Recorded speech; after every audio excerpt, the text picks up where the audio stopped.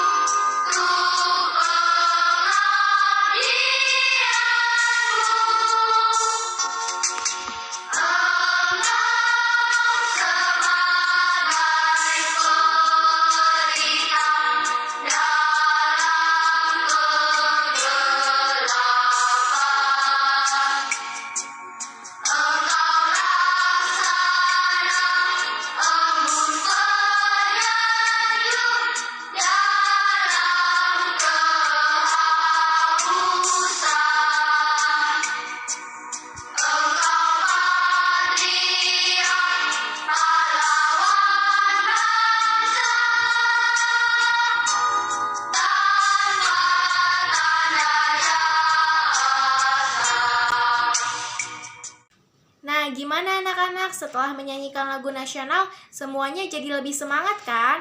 Jadi lebih siap untuk belajar. Kalau begitu, kalau semuanya sudah siap, mari kita langsung saja ke materi pelajarannya. Diikuti ya anak-anak, disimak dengan baik-baik. Kebersamaan di rumah Siti, ayo kita amati bersama-sama. Ayah Siti pandai mendongeng. Siti sangat suka dengan dongeng. Hampir setiap minggu Ayah Siti mendongeng. Seusai mendongeng, Ayah Siti menceritakan isi dongeng. Banyak sekali contoh yang baik dalam dongeng. Nah, anak-anak, sekarang kalian silahkan mendengarkan dongeng dari Ibu Guru tentang kecerdikan menumbuhkan kebaikan. Simak baik-baik ya. Di sebuah gurun pasir, hiduplah ular dan tikus. Sebenarnya, sang ular sangat ingin memangsa tikus, sedangkan tikus berusaha mencari akal agar ular tidak lagi berniat memangsanya. Saat itu, sang ular sangat lapar.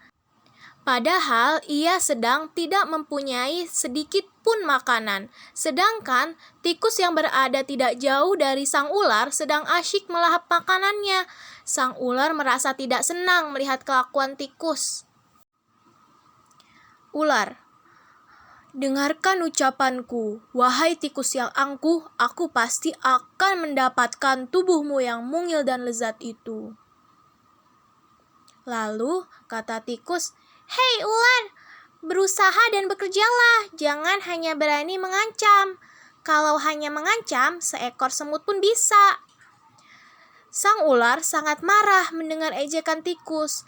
Ia lalu kembali ke sarangnya dengan perut yang lapar, sedangkan tikus masih lahap dengan makanannya. Waktu terus berjalan, tetapi ular tidak juga menemukan makanan. Ia juga enggan untuk keluar dari sarangnya. Sementara itu, tikus sudah lelap dalam sarangnya. Ular yang masih dalam keadaan lapar segera mengendap-endap mendekati sarang tikus, meski ia masih sangat kesal terhadap tikus.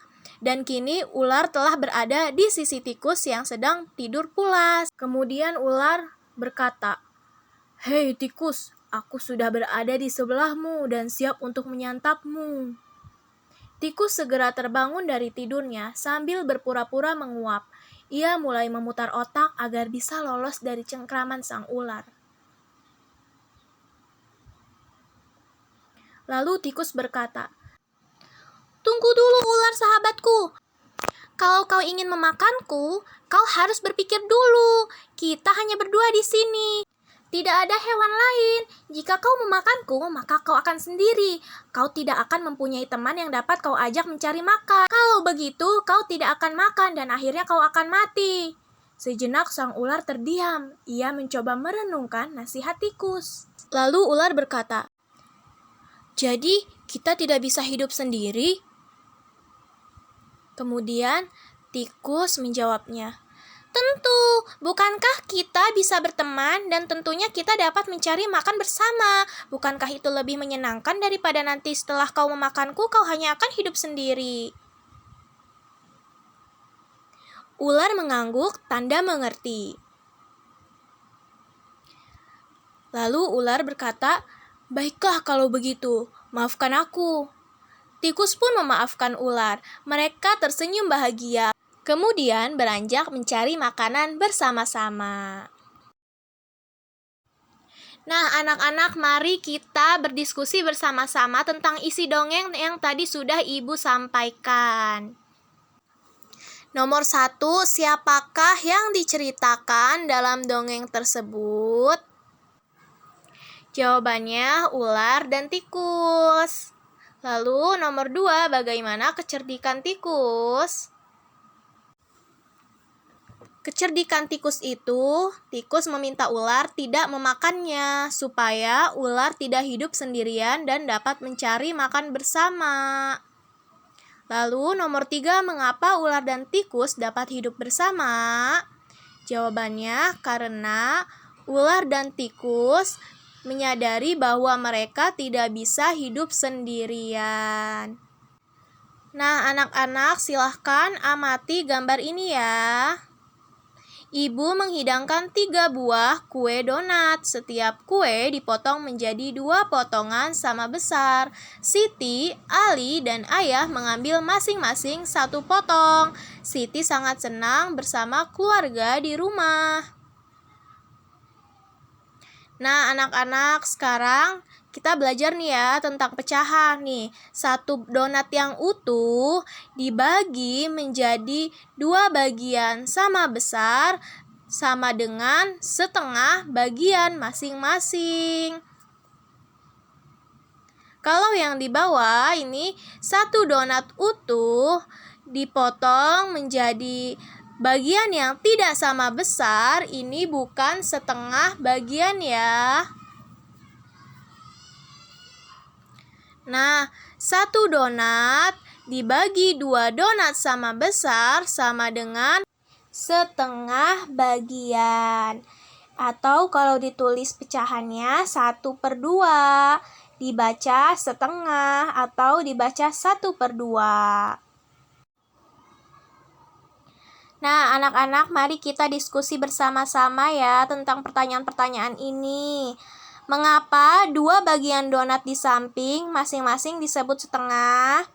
Nomor 1, jawabannya karena 1 buah donat dipotong menjadi 2 bagian sama besar.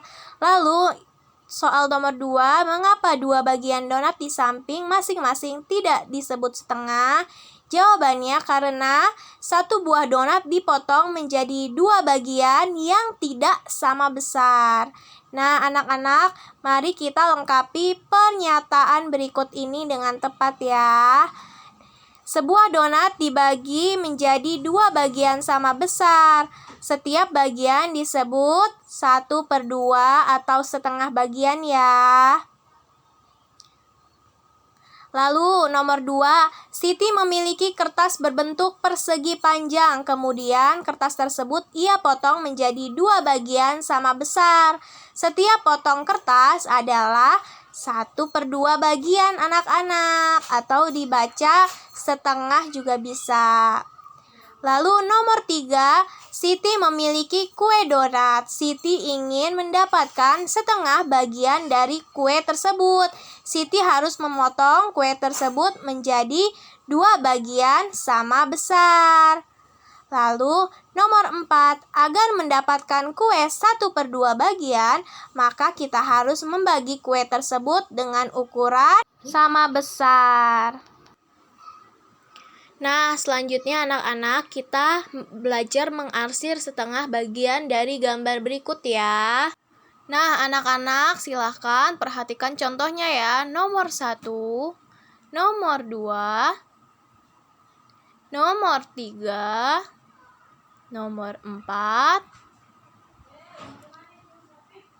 nomor 5, nomor 6. Nah, anak-anak, selanjutnya di dekat rumah Siti terdapat pos penjagaan. Di sana terdapat kentongan. Kita dapat membuat bunyi kentongan bervariasi. Bunyi yang teratur berulang disebut birama. Pola ketukan birama. Nah, bagaimana jadinya bila pola ketukan birama tersebut dimainkan sesuai petunjuk? Perhatikan contoh. 1. Artinya bunyi duk atau pukul meja yang merupakan K atau bunyi kuat dibunyikan sebanyak 3 kali. Sedangkan 2 adalah prok, tepukan tangan yang merupakan L atau bunyi lemah, bunyikan sebanyak 1 kali.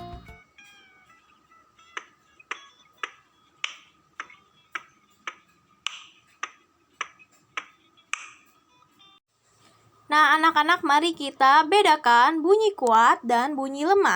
1. Bunyi duk atau pukul meja. 2. Bunyi prok atau tepukan tangan. Jika 2 bunyi di atas dibandingkan, maka bunyi 1 lebih kuat daripada bunyi 2. Sekarang, ayo berlatih, jawablah pertanyaan-pertanyaan berikut. Kita jawab bersama-sama ya.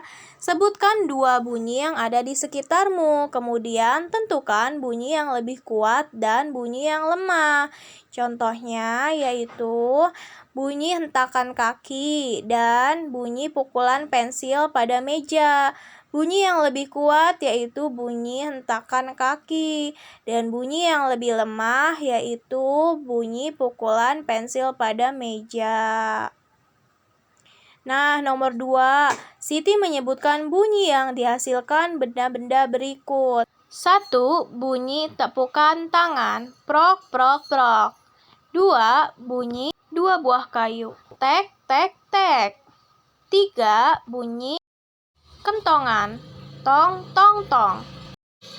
Maka bunyi yang paling kuat adalah nomor 3. Bunyi yang paling lemah adalah nomor 2. Anak-anak, ayo mencoba lakukan kegiatan seperti gambar untuk membedakan bunyi kuat dan bunyi lemah. Coba kamu nyanyikan lagu Cicak dengan iringan bunyi kuat dan bunyi lemah.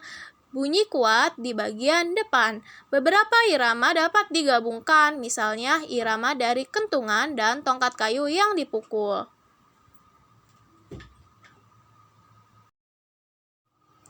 Kalian juga dapat membuat irama dengan memukul meja dan tepuk tangan. Selanjutnya anak-anak, cobalah bernyanyi bersama Dayu. Buatlah irama dengan memukul meja dan tepuk tangan. 1, 2, mulai. Cicak, cicak di dinding, diam-diam merayap. Datang seekor nyamuk, hap, lalu ditangkap. Anak-anak, itu itu dia pembelajaran kita pada hari ini. Seru sekali ya. Tadi kalian sudah mendengarkan dongeng tentang tikus dan ular. Kemudian kita sudah menjawab pertanyaan-pertanyaan yang ada di buku tema itu. Kemudian kita juga sudah belajar tentang pecahan. Pecahannya pecahan 1/2. Sudah paham kan? 1/2 itu berarti misalnya satu buah donat dibagi menjadi 2 itu disebut 1/2. Kemudian kita juga sudah belajar bunyi kuat dan bunyi lemah. Contohnya tadi bunyi kuat apa? Bunyi hentakan kaki atau bunyi pukulan meja. Kemudian bunyi kuat itu bunyi kentongan, dan bunyi lemah itu contohnya bunyi tepukan tangan atau bunyi ranting kayu ya. Nah, kemudian kita juga sudah belajar menyanyikan lagu cicak-cicak di dinding dengan tepukan tangan dan ketukan di meja. Nah, itu dia anak-anak. Seru sekali pembelajaran hari ini. Semoga anak-anak dapat memahami pelajaran hari ini. Nanti Ibu akan memberikan tugasnya. Dikerjakan ya. Terima kasih yang sudah mengikuti pelajaran hari ini.